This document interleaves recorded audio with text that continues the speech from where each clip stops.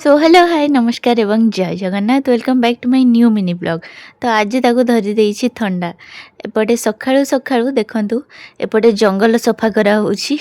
कहीं आम घरे जेहेतु लोक नथिले बापा एकुटिया रहउथिले चारिआडे जंगल हो जाइछि पूरा बाड़ी जाक आउ जते भी सो गछ थिला छोट छोट सबु बड़ हेइकी से बड़ बड़ गछ हो जाइछि सबु को क्लीन करैले मा आसिकी एपटे तुलसी चौरा देखंतु तुलसी चौरा भी जंगल घरे लोक नथिले एई अवस्था किंतु आमे जेहेतु अबे फेरी आसीछु आराम से सबको क्लीन करबा एठी डाळिंब फळीछि देखि पारुथिबे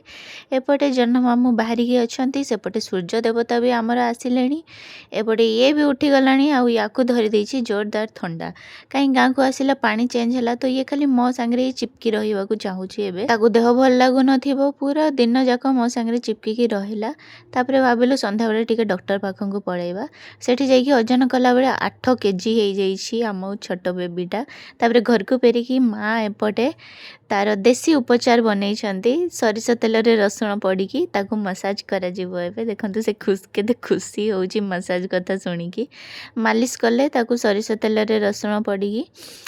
दी तीन थर मालिश कला बेलू तार पूरा ठंडा भल हो जाए पूर्वर भी थरे ताकू ठंडा धरला ए टाइप रो ही करा जाए कि मु छोट थिला बेलरू एई प्रथाटा चली आसी आमर तापरे एपटे मु मेडिसिन रे कन्फ्यूज होउतली को मेडिसिन टा को टाइप रो देबार अछि काई याको शीघ्र मेडिसिन देकी ठीक करैबा को पड़िबो सेपटे ता बापा भी आसी जिबे ता पाखु